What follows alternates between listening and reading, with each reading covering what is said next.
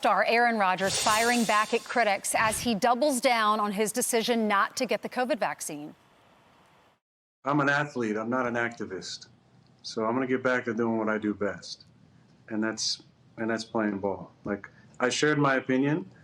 It wasn't one that was come to frivolously. It involved a lot of study and what I felt like was in my best interest for my body. Outkick founder Clay Travis joins us now. Good morning, Clay. Morning, Ainsley. How are you? I'm doing great, thank you. He did apologize for misleading America about his vaccine status. What's your reaction to what happened yesterday during that interview? I give credit to Aaron Rodgers for sticking to his guns. Look, there are massive numbers of athletes, coaches, officials inside of teams that agree with every single thing Aaron Rodgers said, Ainsley. And there's massive amounts of Americans as well. And this thing's not going away. On the same day that Aaron Rodgers spoke, Nick Chubb, top running back for the Cleveland Browns, double vaccinated, test positive for COVID, probably out for the next game. They shut down the Cal Berkeley football team, Ainsley. They're 99% vaccinated, yet they had an outbreak of COVID. They're not going to be able to play this weekend against Southern Cal. Athletes are under, statistically, given their age and health, virtually zero risk from COVID. There are lots of players, Kyrie Irving, among them Jonathan Isaac, who have spoken out so eloquently. I thought Aaron Rodgers joined them, and given what's going on with the mandates, his issue is one that transcends pro athletics and certainly connects with many people out there, whether you're a truck driver, whether you stock groceries, or whether you're going into an office setting and having to face this new Joe Biden vaccine mandate, which I believe is just wrong, flat out unconstitutional. I give credit to Aaron Rodgers for speaking out. Yeah, he was fined $17,000 and the Packers fined $300,000. You have this book, this bus tour, about to say book tour, Brian's sitting next to me, the bus tour, and huge game this weekend. It's going to be a lot of fun. You know, Southerners know how to tailgate. It's Georgia and Tennessee.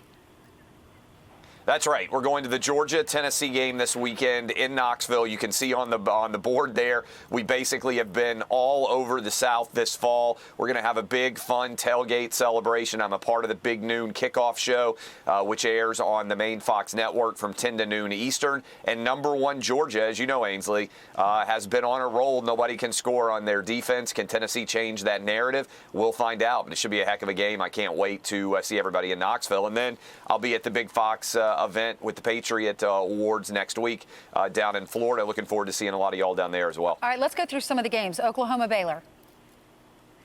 Yeah. Look, I think Oklahoma is trying to make a case. They came out with the college football playoff ratings last night, and if Oklahoma is going to get on a run, they've got to take down Baylor, who has had a very good season so far. Oklahoma needs to finish 13-0. You can see what's breaking down there. It's a very good game. I know the Big Noon kickoff crew is going to be in Waco, Texas. I expect there's a lot of Baylor fans excited to try to take down the Sooners, one of the teams that they've had a lot of failure against in historically years, but have started to win against of late. What about Maryland, Michigan State? Michigan State's trying to bounce back. They were undefeated, Ainsley. They lost on the road against Purdue, and now they need to win this game to be able to set the table down the stretch run to potentially win the Big Ten East. I think they get it done. Bounce back against Maryland, which had a tough loss to Penn State. Those games are going to be instrumental in terms of determining who will be playing in the Big Ten title, and Michigan State has to win this one. They can't afford another upset loss. Okay, and then at 8 o'clock at night, it's going to be Oklahoma State and TCU. Tell us about that. Well, TCU, Gary Patterson's been a longtime coach at TCU. He's now on his way out. Mike Gundy just got a long-term extension at Oklahoma State.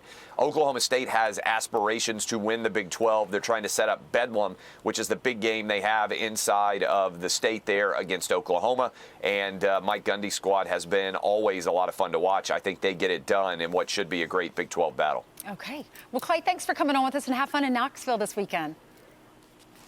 We will for sure. Thanks for having me, Ainsley. You're welcome. Download the Fox Bet Super 6 app and enter for a free chance to win $25,000 this weekend. All you need to do is pick 6 outcomes from Saturday's college football games. Then you can watch and see how it all plays out. It is free to play. Download the Fox Bet Super 6 app now to get started. And don't forget to check out what's clicking on Outkick.